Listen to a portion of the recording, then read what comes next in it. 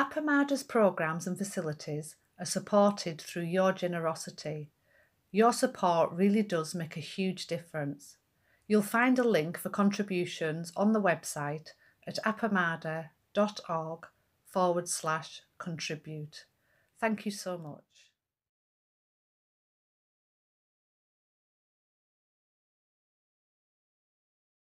Vast is the robe of liberation, a formless field of benefaction.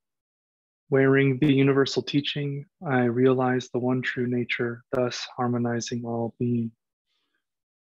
Vast is the robe of liberation, a formless field of benefaction. Wearing the universal teaching, I realize the one true nature, thus harmonizing all being. Vast is the robe of liberation, a formless field of benefaction. Wearing the universal teaching, I realize the one true nature, thus harmonizing all being.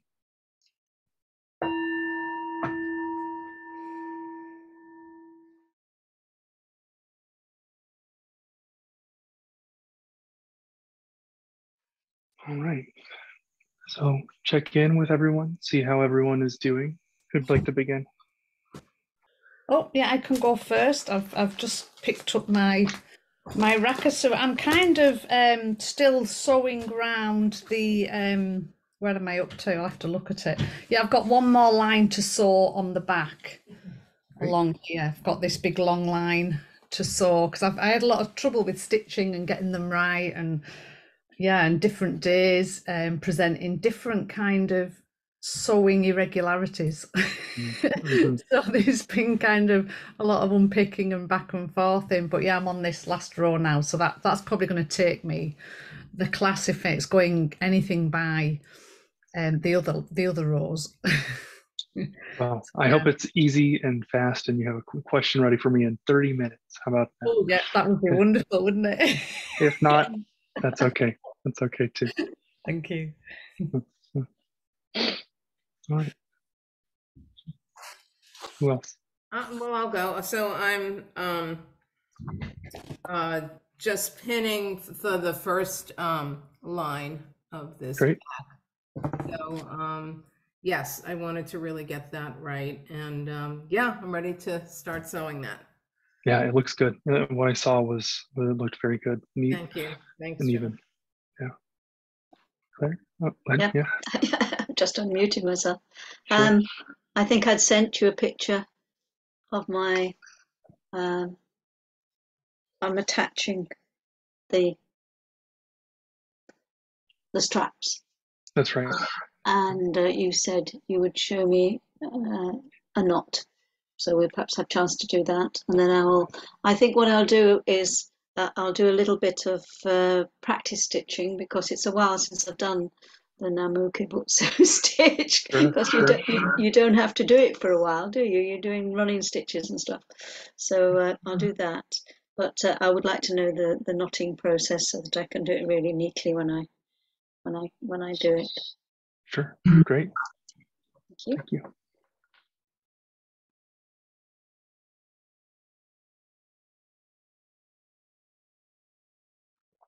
And Claire, how about you? So I am about to sew the front of the frame to the face. Mm-hmm. So I watched some of the very helpful video about feeling from the back through the layers.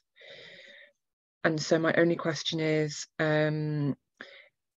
it correct that the advice is I can begin with a normal knot as long as the tail is long enough to tuck inside, or is there a different type of knot? No, that's exactly right.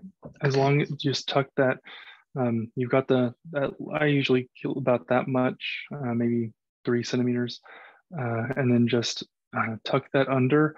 And almost always I try to sew fabric, and then the knot's here, and I tuck it back under. So this is the seam that I'm sewing, and I start the stitch so that it crosses over and it kind of pins that in place, and that should be very secure.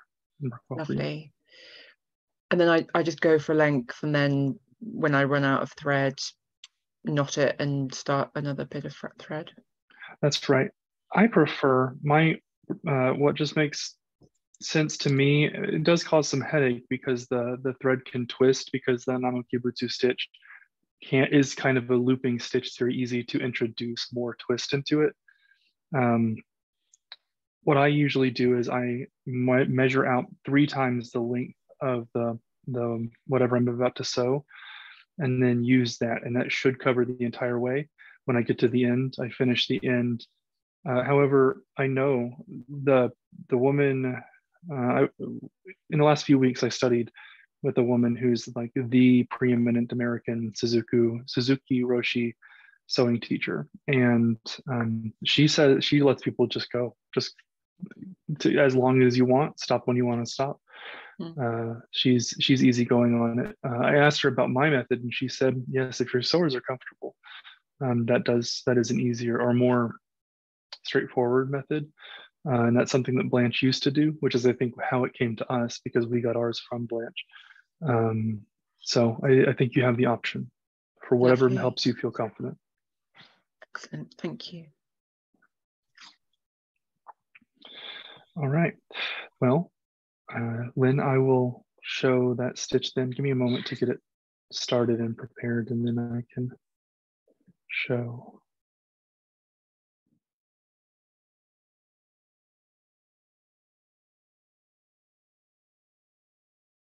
Okay, I think this might work.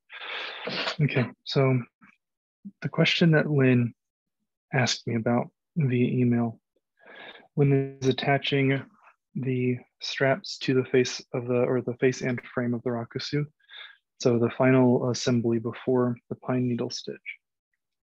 Part of the instructions say to use a reinforced stitch because these corners are going to face extra wear and tear. If you know, I always say this is not a sport garment, but this is the one section that is facing the most duress as you wear it and just go about day to day. And I offered to explain to Lynn another method. This is one I picked up from, and I actually think Peg might have shown it to me long ago. And then I said, that's complicated, I'm not doing that. And so never did. But it was shown to me again by that teacher I mentioned. Her name is Valerie Beer. And I think I offered to show it to Lynn, and she expressed interest. So I'm going to do that now. Okay. So this is, let's assume, Lynn, you're right-handed, right? Okay. So you have sewn from the right to the left, and this is the leftmost strap, and the edge of the strap is roughly here, let's say. Okay. So, or here, I guess. So you've come to the end, and this would be your last stitch. So I'm going to go back down through just the top layer. You won't, or at least not all the way. It should not be visible on the back.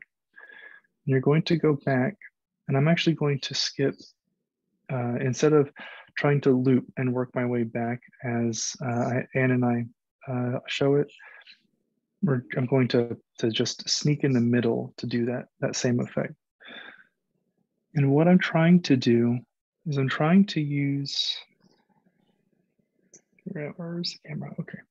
I'm trying to use the tip of my needle to just nudge that stitch out of the way and come up right in the middle of the stitch. So my goal is not to have stitch next to stitch, stitch next to stitch, stitch next to stitch. I'm actually going to have a little stitch trying to sit underneath the main stitch, the showing stitch. Gosh, this is a lot of S words. So I'm doing the best I can to come up without going through. Did catch a little bit. And it requires it's a squinty business.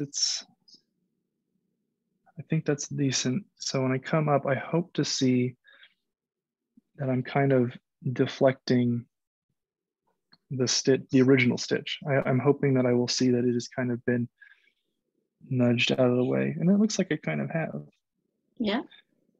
And so from there, you're basically going to repeat this process of going, and you're going to go down, you're going to nudge it out of the way, and you're going to come down just one intersection of wane and weft closer to where you just came out. So you're going to make a slightly shorter stitch under the existing stitch. And you're going to stay within, or you're going to stay between the two layers of fabric. And so these reinforcing stitches will never be visible on the rear at any time. So it will look on the rear. Well, I say that and then immediately prove myself a fool, or I should be paying more attention. The idea is you would only have the single row of stitches on the back. But this is something that I watched Valerie do it, and she had to be silent, and she had to hold her tongue just right. It is fiddly. I'm not in camera. So I think that's about right.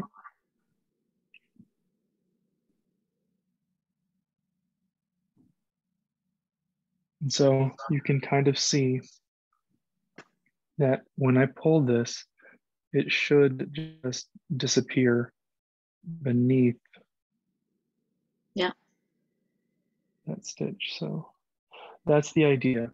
And you continue on with this and learn from my mistake I made just now. I see I came up. I'm still going to want to come back this way to keep with the direction of the stitch if possible. I suppose it wouldn't matter much if you wanted to go now, if you did what I did, you came up too close to this side, if you wanted to go from right to left instead. And so I guess that's up to your discretion, but if you can, just come up closer to the top when you're doing this. Is that clear? Well, I shall have a go. Okay. And if this doesn't work, the method of just grabbing a single thread, a single stitch, the way I've done it here, where I just went one thread away and then instead of going upper left to bottom right, I went bottom right to upper left and just went in reverse. You can see on the back, you can also see in this case, 3 rows of stitches. One was that original outside stitch, and then the rest were the reinforced. Right, right. So you have options here, and so do have a go, please. But if you find that it's not Fiddly. proving to be worth, yes, Fiddly, I think is the word. I think that is, I think it was made for this situation. Thank you. I shall have a go. Me too. I'm gonna try to do it right now. John, before we do our silent practice, can I please have a bonus question? Yes, of course.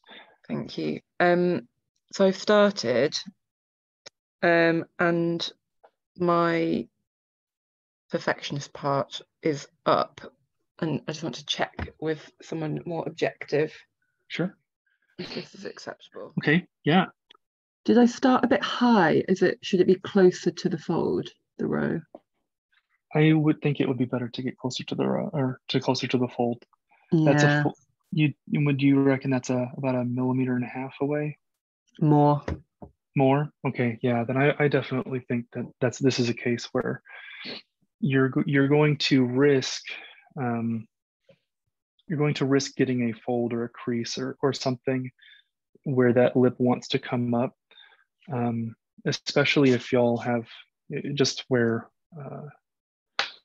I don't know, like the collar on the shirt wants to turn up over time, where it won't be as secure and it may not behave as expected over time. Okay. Lovely, thank you.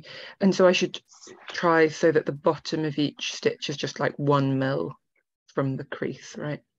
Yeah, just about, yeah. Okay. And yeah, and your stitches looked wonderful.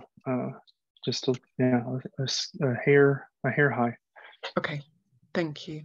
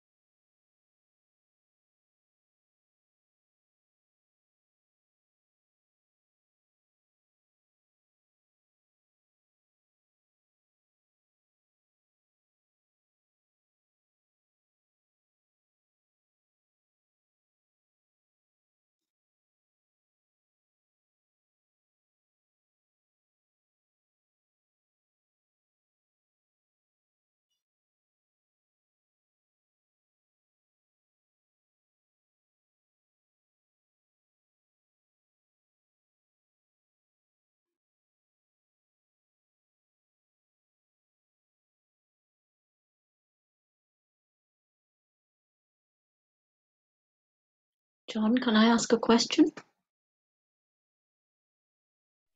Please do. When you have finished doing those reinforcing stitches, do you just finish off the thread by, putting it in and bringing it up at another place and then cutting it? Yes, the kind of buried and where you over tighten and then snip. Is that the method you're talking about? Yeah. Yeah, that works great. So if I show you what I've had a go. Sure. So I don't know whether you can see. Oh, you can't see because I'll unblur my background. There we go. See if that makes a difference. It's a bit light, isn't it? It's a bit bright. Can you see? Yes, I can see. Yeah. And so you've the trailing thread on the far end. Where are you now? The trailing thread is at this end. Yeah. I mean, it looks good. It looks neat. And at the back, I think it's hard to see because of the colour of the thread, I think. It sure Matches is. it. Yeah, no. Well, at the back you can't see it, basically. Okay. So then those were the goals of the exercise. So I would say that you've had a success. So when you begin, would you begin with that? Or you just do it on a particular place? Well, that's the challenge. So the sides that need reinforcing are this outside, and this outside, and this outside. So for each strap, the side nearest. So if you're comfortable sewing with, I think my reflex would be probably to sew this way. Yeah. To sew with the Rakusu facing away from me, and I would sew like this. So my view would be that would be my impulse. So on this side, it would make sense. It would naturally come to that reinforced end. Yeah. But on this side, if you're comfortable, you could easily do it the same way by just reversing. Yeah. And in the start, you can use the same the hidden one that I've shown before, where you leave that tail the entire time you're sewing until the end when you bury it. Yeah. So those are, if you're comfortable reversing, that would work just fine. Yeah. Okay. Have a go. Thank you. Yes. Thank you for asking.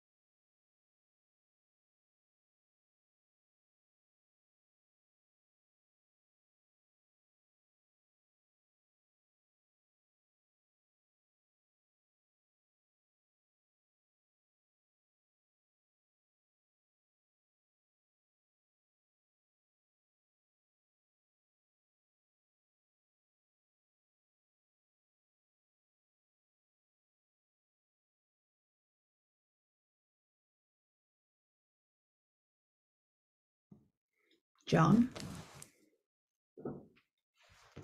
Yes. I've finished that line. You were right. I've whizzed through it. Oh, great. Well, not quite whizzed, but it's like doing the. So is it the middle or the outer line I do next? And do you have a trick in how to get it like right in the middle or perfectly? Yeah.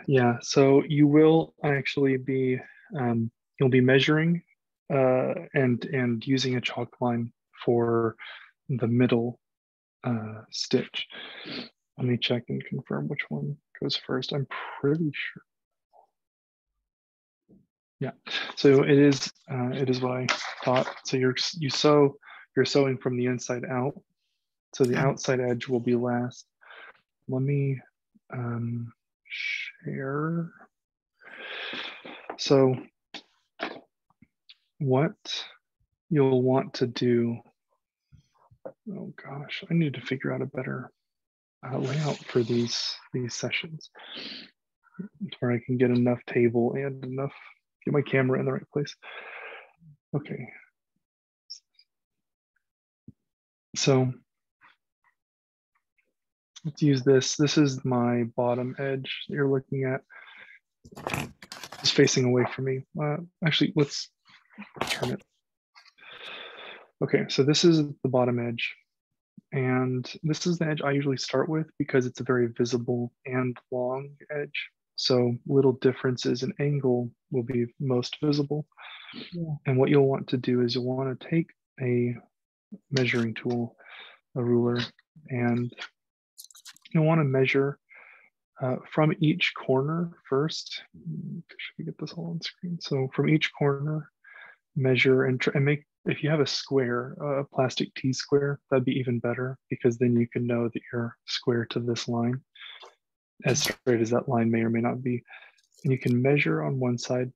I got 4.2, and then you can measure on the other side, 4.2, 4.3.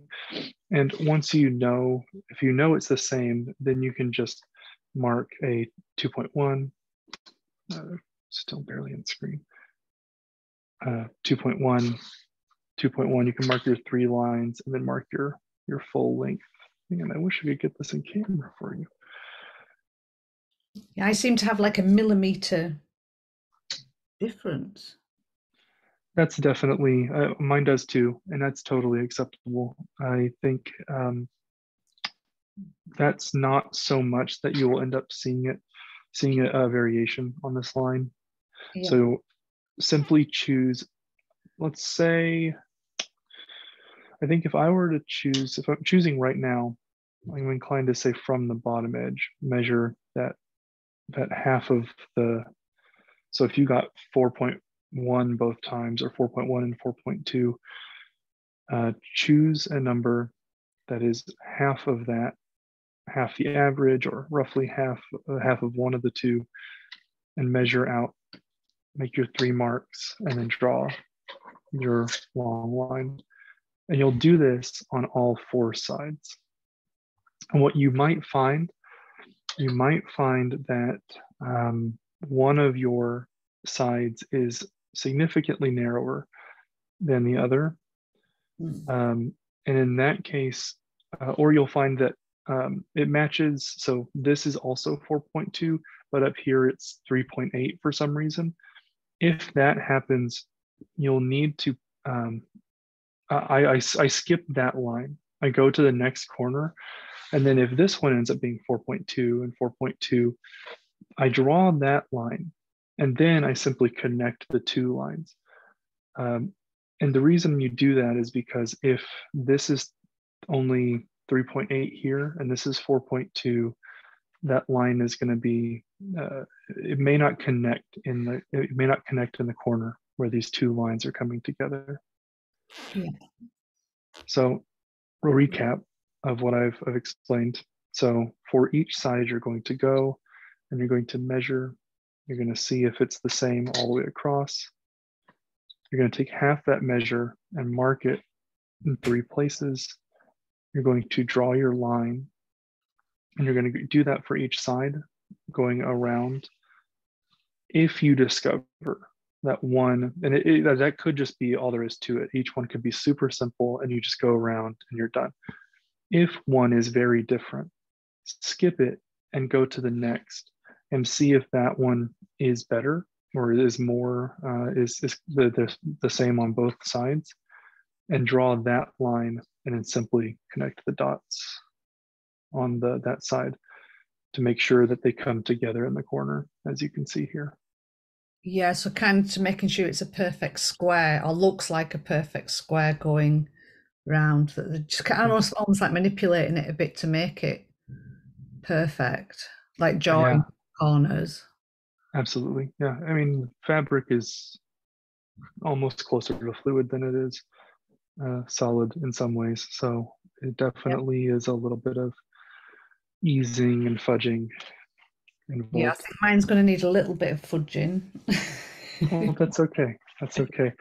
And if you remember, if you can, while you're planning this out, while you're taking your time measuring and marking, if you can remember that this corner, this is my top left, you can see because I've got that little base.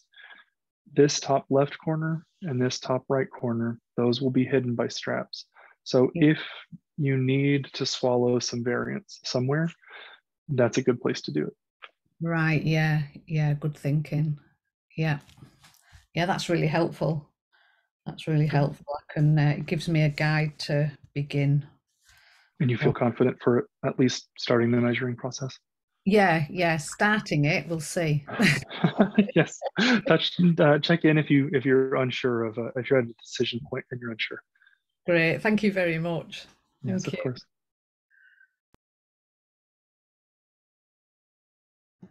Just a quick question, John. You may have said it, but you know when you're measuring, do you measure up the half point or from downwards the half point? I'm probably not clear.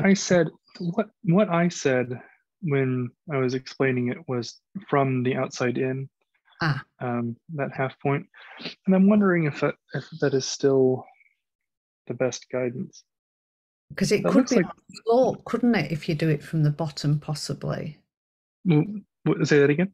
Could it be on a slope if you're doing it from the bottom?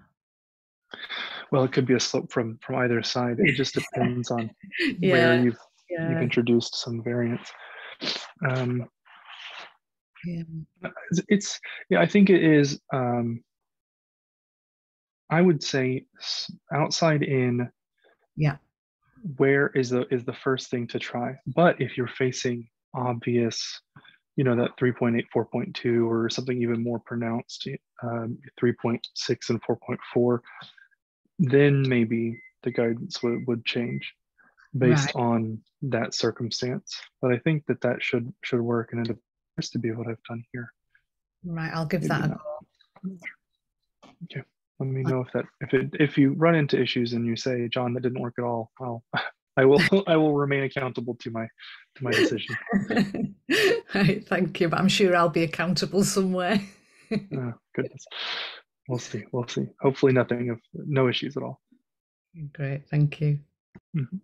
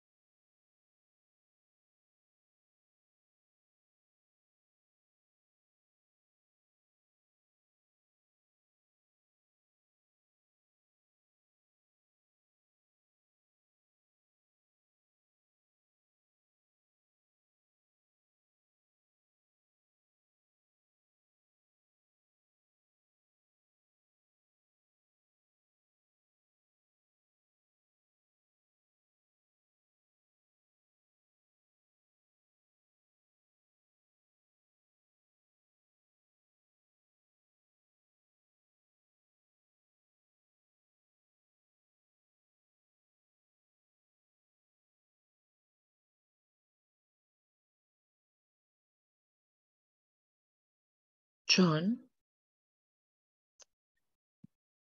Yes. so I'm ready to tie off. So do I just put the thread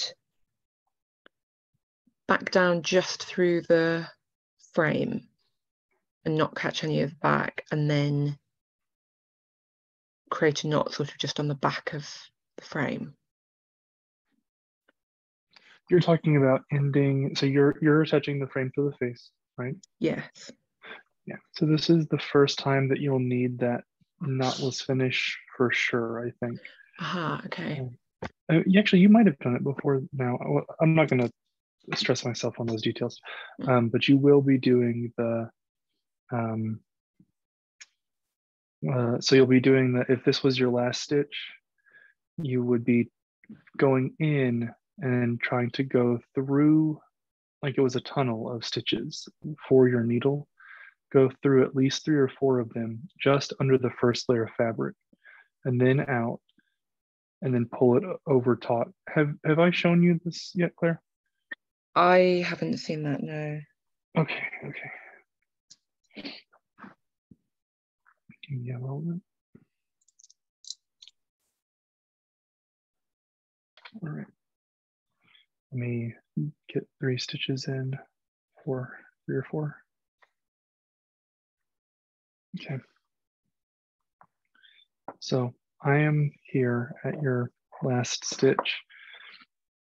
And so you've got it come out and you're ready to go back in. And I'm going to, I usually turn the fat material, as you can see, so it's facing away from me. That is, okay. So I'm gonna go in where I would normally go in. I'm just catching that top layer. This is only 2 layers, so it's tricky in a moment. Okay, so I'm just through the top layer.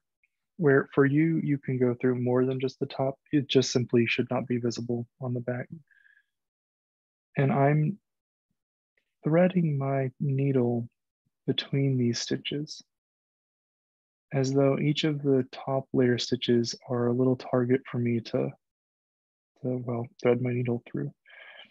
So I'm going through each of these, and you want to go through at least 3. Depending on the length of your needle, you may be able to comfortably get 4, maybe even 5.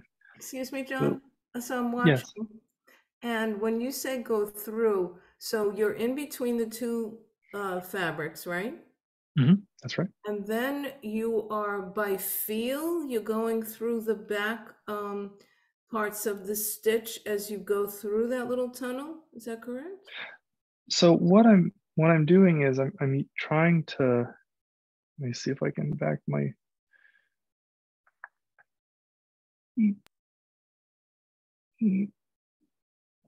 come on.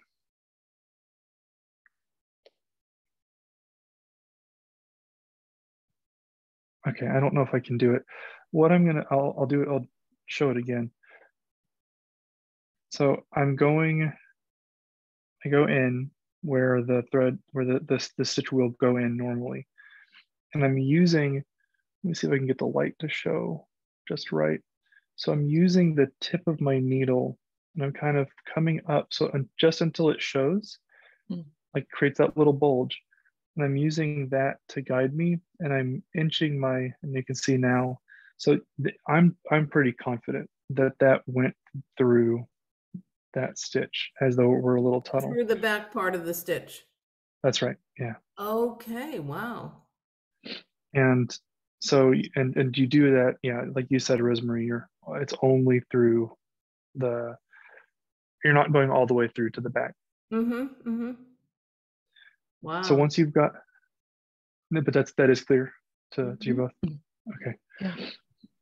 So once you've got it, you will over tighten just a smidge that this thread. Let me flatten back out. So you're going to take your scissors, get them handy, and you're going to pull just a little bit too taut. You're going to give it a snip, And because you over tightened it, you should be able to just pull the fabric for that tail end to disappear. Very clever. Thank you. I didn't invent it, but I think it's a lot of fun to do, and I always have fun demonstrating it. So the difference between what you showed before and this is that in the other one, you were just taking the needle through without trying to go through the stitches. Is that correct? I don't know. I've demonstrated probably three or four. You went through, and then you came up and you went sort of hid behind the stitch on the outside. That's what you were showing us before. Then you went back in and went back again. That one is a slightly reinforcing stitch. Okay.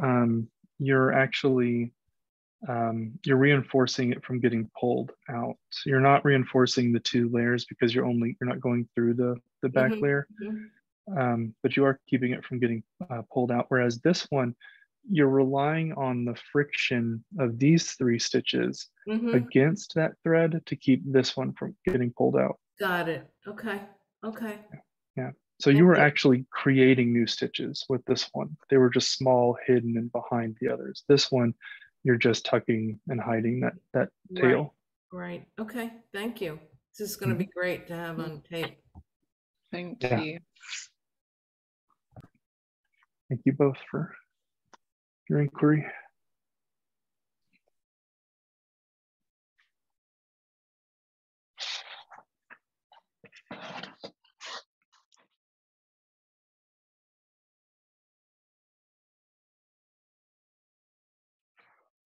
John, can I ask something? Sorry, you're just getting back into your... No, it's fine.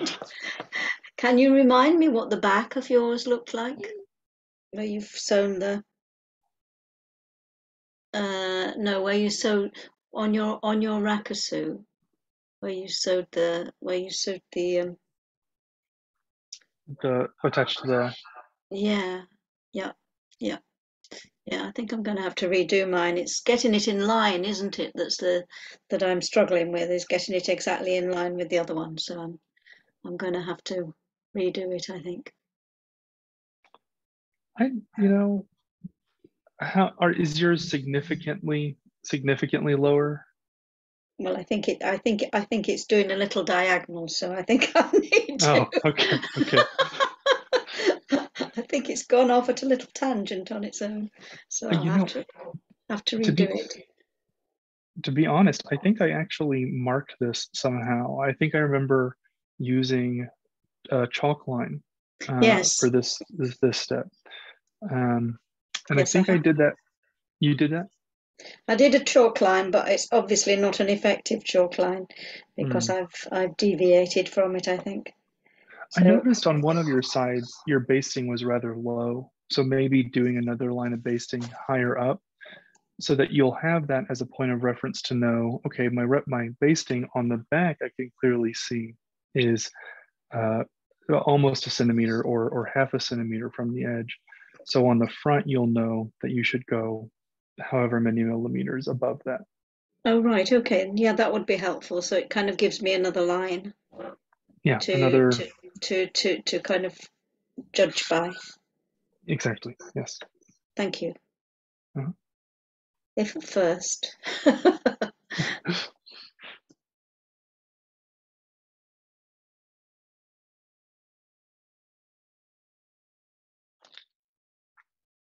Looks a shame to interrupt Rosemary soon. She's on a floor and we're nearly at the end there.